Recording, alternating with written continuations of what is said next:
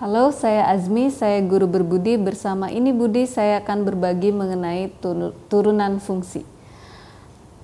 Yang akan saya bagikan di sini pertama mengenai definisi turunan fungsi.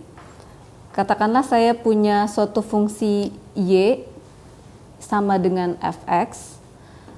Turunan fungsi ini biasanya sangat berhubungan dengan yang namanya gradien, karena untuk turunan fungsi kita akan mengetahui bagaimana perubahan suatu besaran dipengaruhi oleh besaran yang lain. Contohnya, saya punya variabel y dan x di sini dianggap sebagai besarannya. Kemudian saya gambarkan grafiknya untuk y sama dengan fx seperti ini.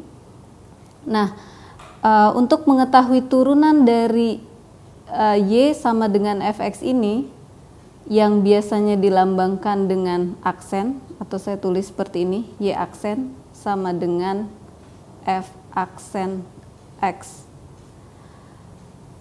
Misalnya saya punya titik x di sini, karena turunan tadi mengenai perubahan, dan perubahannya sangat kecil sekali, saya sebut dengan h. Berarti untuk titik ini, pergeserannya di sini adalah x plus h. Nah, maka di sini saya punya titik x, fx sebagai y-nya. Kemudian di sini ada titik x plus h, fx plus h. Yang dimaksud turunan itu adalah perubahan y terhadap x. Maka kita bisa bilang di sini adalah delta y-nya terhadap delta x. Nah, karena dia sangat kecil sekali perubahannya, maka kita hubungkan dengan limit yang kalian pelajari di bab sebelumnya. Limit terhadap apa?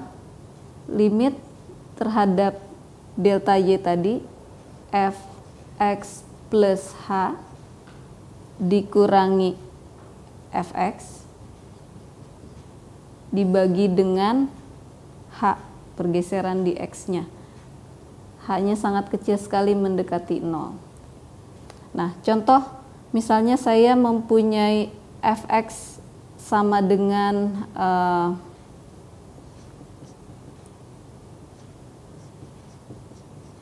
x kuadrat.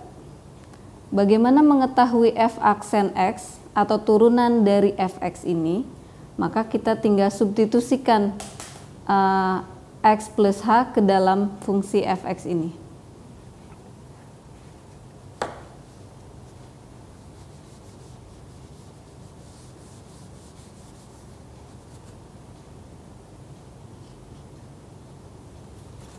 Boleh dekat. Fx sama dengan x kuadrat, kita ingin mengetahui f aksen x-nya. Maka dari definisi tadi kita punya fx plus h min fx per h, limit h mendekati 0. Untuk fx plus h berarti x-nya diganti dengan x plus h dikuadratkan dikurangi dengan x kuadrat sebagai fx-nya dibagi h, lalu kita jabarkan menjadi x kuadrat ditambah 2xh ditambah h kuadrat dikurangi x kuadrat per h. Lalu ini bisa dikurangi sehingga x kuadratnya tidak muncul lagi. Jadi 2xh plus h kuadrat dibagi h. Karena dia mempunyai h yang sama, maka h ini kita bisa keluarkan menjadi 2x plus h dibagi h, dan h-nya bisa saling membagi, sehingga hasilnya adalah limit h mendekati 0, 2x plus h.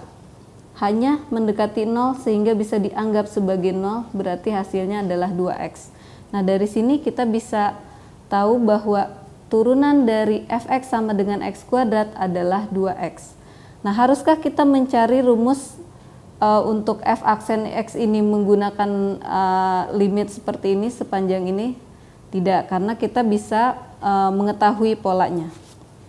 Ketika kalian mempunyai fx sama dengan AX pangkat N. Kalian bisa lihat polanya A-nya di sini sebagai 1, kemudian 2, N-nya di sini 2. Nah, turunannya tadi kalian dapatkan 2X. 2-nya kita dapatkan dari N, maka kita bisa bilang itu A dikali N. Ketika 1 dikali 2 itu hasilnya 2. Kemudian X pangkatnya 2, di sini pangkat 1. Maka di sini adalah N dikurangi 1. Jadi ketika kalian mempunyai case atau kasus fx sama dengan AX pangkat N ini sebagai fungsi untuk mencari turunannya, kalian tinggal mengalihkan A dikali N X pangkat N-1.